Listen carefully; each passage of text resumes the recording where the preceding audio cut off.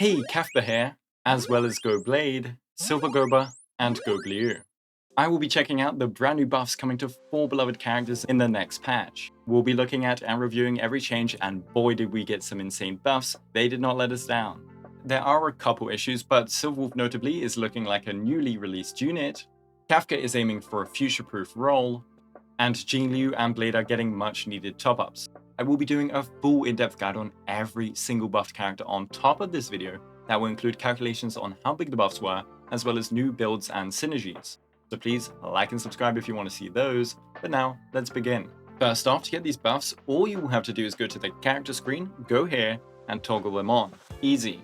And if you dislike how a character was buffed, you can swap back to the pre-buff version at any point. For example, if you want to stick to attack scaling Jingliu. So, let's go by release order, starting with Silver Guoba. Silverwolf's problems before 3.4 are lack of AoE power, finicky uptime, RNG on weakness implant, and very high EHR needs that are all over the place. She has some of the highest stamp in the game, but it's conditional, subject to an unreliable implant, and it is fully single target, which limits her. So, did they fix these issues? Well, in AoE power, they certainly did. Silverwolf's ultimate is no longer single target, it is now fully AoE. 2 years later, and we finally have salvation. So now we have an AoE 45% death shred from Silverwolf, and not only did they make the death shred hit everyone, they didn't reduce the multipliers funnily enough. 380% attack on a single target is nice, but on 5, this is high tier erudition level, though without the same ability to build all into crit and damage, and she also lacks AoE damage outside of the ult. But this is the first hint towards the new Silverwolf being able to be a proper sub-DPS support unit. An additional boost to AoE power, and her potency in general, is that her death bug was also buffed. It went from 8% death reduction to 12%, so now we can hit 57% shred on all enemies pre Light Cone. With Cypher's Light Cone, you can hit 81% on all targets for an insane 1.76 times damage amp.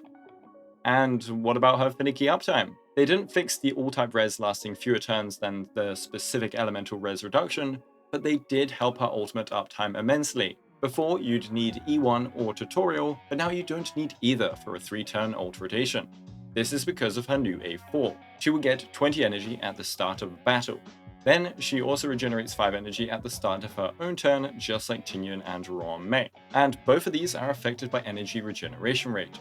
So before we'd need tutorial or E1, but now, just by taking 3 turns and with a skill basic, we can hit that 110 energy with an energy rope and planar. This leaves tutorial to other potential users, like the new Kafka funnily enough, or lets you abuse even stronger tutorial rotations on her. Her E1 also has an insane 1-turn ult rotation for Acheron enjoys or DPS Silverwolf enjoys.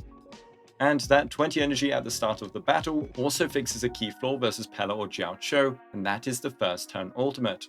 With even a basic and an energy rope and energy planar, enjoy your new power to first turn ult on Silverwolf.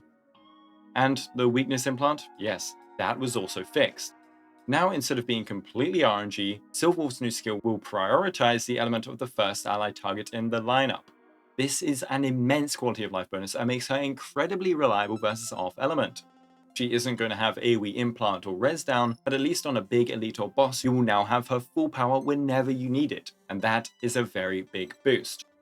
Oh, and now, if you manage to kill the enemy with the weakness down, it won't just disappear either. Her talent has a new effect that will let it transfer to another enemy, and this prioritizes elites and bosses. This will also move the res reduction, making her skill not even that bad in multi-target now. And what about those EHR needs? Before 3.4 she needed 97%, well, her skill and ultimate had their chances upped to a whopping 120%, and bugs are now increased to a 100% base chance. So, if you want to guarantee the important stuff, you therefore only need 39% EHR now. So you have a whole main stat saved. If you want the bugs guaranteed everywhere on top, you'll need 67%. But she isn't even penalized for going for a bit more EHR. In fact, she got a new A6 thanks to her skill changes, which will give her 10% attack for every 10% EHR she has, up to 50%. This is a nice self buff that supports her sub DPS power even more. Finally, for Eidolons, she got a better E2 now since she no longer needs obscene EHR requirements, and this new E2 is quite nice. It's decent for general amplification, but for specifically Acheron battering, it is insane, as we can now abuse high-frequency attacking supports that can now apply a debuff every attack. So Tribi can spam out follow-up attacks, and every single one will be debuffing. Overall, the new Silver Wolf is a very potent single-target damage amplifier with respectable AoE amp now. She also has some decent damage of her own to further help in AoE, and she can also swap a tutorial, leading her to run even better debuffing light cones for more team damage. Her reliability has improved so much thanks to the implant buffs, as well as her rotation being fixed or even buffed. When you're not versus your element, Silver Wolf will be one of the best buffers you can have in your team. Yeah, I'm thinking she's back. Next up, Kafka, who released a patch after her bestie. Now, Kafka would have actually remained more relevant before these buffs if they actually released dot units more than once a year, but regardless, these buffs will solidify her as the GOAT when dot finally gets more characters. One very big change that I think everyone and their mum asked for, including myself and my mother, was letting her skill detonate side enemies. It is a blast attack after all. Well, in 3.4 you will be able to do so. The main target will get the same detonation multiplier as always, but side enemies will now have all of their dots detonated at 50% of their original damage. And I mean, detonation frequency and availability is very important for dot to thrive, since otherwise they are so backloaded. And Sohoyo will also be adding a single target detonation onto her talent's follow-up, just like her boss version. This is her new A6, and it will detonate for 80% of the original damage, which is actually pretty substantial. This is a major bonus for single target damage in dot teams. But not only can her follow-ups detonate, she can also do more than one per turn now. She can trigger her follow-ups up to 2 times per turn, with one use recovered at the end of her turn. However, now with this new A6, ulting will give an additional trigger count. So you could ult into 2 follow-ups provided your allies attack targets. That's kind of like her ultimate, always giving 15 energy rather than the base 5 now, and again, this will boost damage nicely. But it doesn't even end there. No longer do you need allies to basic for whatever reason, any attack on enemies will now trigger Kafka's follow-up. That means a Black Swan skill or ult can now proc our lovely talent. And the last note on the detonation list is that her ult got a buff. Instead of detonating all dots at 100% of their original damage, it will do so at 120%. The 20% boost is kinda massive, especially since it's AoE. Now, the final major change to Kafka is her A2, since her old one got moved to the ult at base kit. What should we put to further boost Kafka's viability as the dot enabler? Well, 100% attack buff, of course. Wait, what? The caveat is that you'll need 75% effect hit rate, but that means for Black Swan, enjoy a free 100% attack. But also for herself, enjoy a free 100% attack. She needs to build more anyway now, since her base chances got nerfed, but it's a buff, since she gets this attack now anyway. It also means any high effect hit rate stacking allies can get value from this, usually annoying stat. And the funny thing you can do is run effect hit rate Robin, since effect hit rate subs are worth the same as attack subs anyway. So enjoy the free 25 or higher attack percent on her. This stat is very saturated though in the team, so it's nothing major. And for those that might have an invested Kafka, her dot vulnerability on the E1 now works on all attacks rather than just her follow-up, an insane buff to AoE amping. Her E2 also got a small buff, but nothing incredible. So to summarize, Kafka's damage has fallen off since 1.2 naturally, but she was always going to be a great dot enabler if any new dot units arrived. Well, with these changes, I don't see how she could realistically ever not be the dot support. We always wanted one, well, Kafka is kinda one now, even if not Harmony. I really hope they don't just release a better version of her because she's got a really nice kit with these changes. And she will still be outputting more damage than before if you want, but you can, and ideally should, take more of a supportive role and basically mega boost your main dot carry like never before. Yeah, I'm thinking she's back. And since she's now helping Black Swan so much and has such powerful enabling, a future dot DPS may in fact actually want the triple dot setup rather than a Harmony. We can go further on this supportive role with stuff like the Eagle set, Energy Rope, and even the tutorial light cone or Cypher's light cone. But more on that in her guide where we'll discover her new best setup and how crazy she can get. Next up in the same patch as Kafka, we got our wonderful Blady. And he actually has been performing very well now, albeit with a new premium team or with Castoris. So even if his buffs aren't Kafka or Silver Wolf level, his base performance is actually pretty decent already, so he's still winning comparatively. His issues are just weak damage in general, lack of aggro or taunt, charges on his follow-up not overcapping, as well as dual multiplier scaling. Lack of damage and dual scaling has been fixed in one move, with him fully shifting to HP-based scaling and having all of his multipliers buffed in general by quite a nice bit. Not gonna lie, I think dual scaling can be cool when they do it right, but full HP does just make more sense. Also, since we can stack HP more than we can attack before ally buffs, HP multipliers in general are just pretty powerful. But how far did they go? Well, his Enhanced Basic will now deal 130% of his max HP to the central enemy and 52% to adjacent enemies for a total of 234% HP scaling. Previously, he was only doing 180%. His ult will now be 150% of his max HP to the middle target, as well as 120% HP loss tally. Side enemies will receive 60% HP and 60% tally. Since the tally is still capped at 90% of his max HP, this means the total multiplier is going to be 486 rather than the previous 342%, which is a very nice increase. And the talent went from 110% max HP to 130%, nearly a 1.2 times increase in power. And yes, the abilities did all have attack scalings on top. They were quite abysmal and he didn't stack any attack. So he got buffs all around in damage. But we also got better damage frequency in two key ways. First off, his skill. While under the Hellscape state, he will now increase his aggro. Yes, a taunt to all enemies when casting it would have guaranteed hits, but a permanent aggro buff like this is much more effective in general. A taunt would have taken ages to come back up since you would have to skill again, but now enemies will always have a high chance to hit Blade during the whole fight, and every enemy that enters the fight likewise. This is especially important for pure fiction. Anyways, more attacks on him is more damage taken, which is more talent procs, and that is more damage and energy.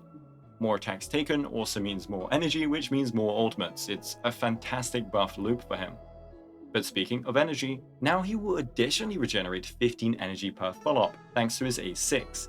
That's 25 energy per follow-up now, which is kinda stupid.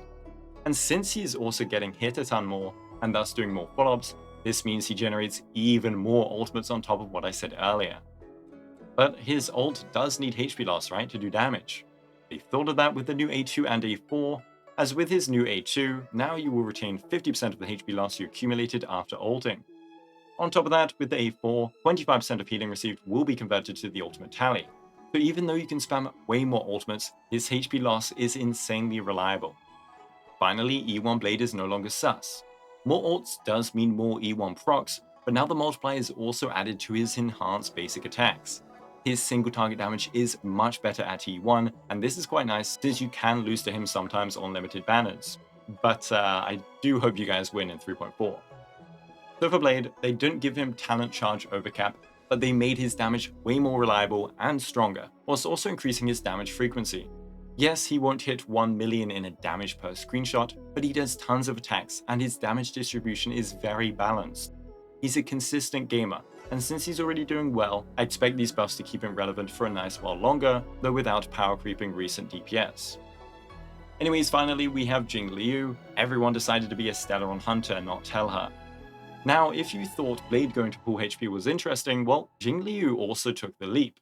Yes, the mega attack buffer that self-buffed by 180% attack is now fully HP scaling. As for her issues, they were her high buff saturation, her downtime of the spectral state, which also ruined buff uptime, and again, her damage just being weaker as time goes on. So let's see if they fixed all that. First off, buff saturation.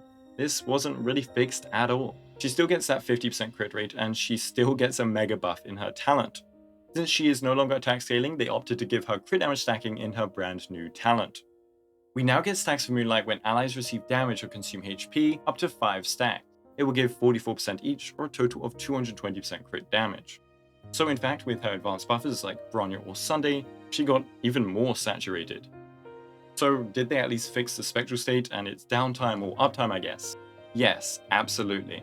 In her new talent, she will now gain a new method of acquiring synergy stacks. After ally targets receive damage or consume HP a total of 20 times, you now get 1 stack.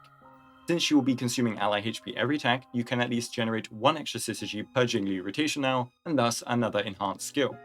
In a 4 ally team, you'd have 4 stacks, then 4 again, 4 from ult, and 4 again, and enemies hitting you on top will just generate a ton. But the more you take damage, or the more allies on field, and the more ults, well then Jingliu starts getting crazy uptime. But one thing I think will be controversial is how big Hyacinth is now for her. You'll still get more enhanced skills than before, and with supports like Sunday and Huohuo, you can go even further. But Hyacinth really unlocks her uptime potential, especially with her signature light cone. So whilst you will get a Jingliu buff and her uptime is now great, it is even better with Hyacinth. To help out her synergy stacking regardless, Jingliu will also get additional energy on her skills. Her regular 1 pre-state will give an extra 15, and her spectral skill an extra 8 for 38 total. More ults means better uptime again. As for her damage, her multipliers change completely, but again, HP multipliers are deceptively potent. Her regular skill went from 200% attack to 150% HP. Her enhanced skill went from 500% attack versus 3 targets to 300% HP versus 3 targets.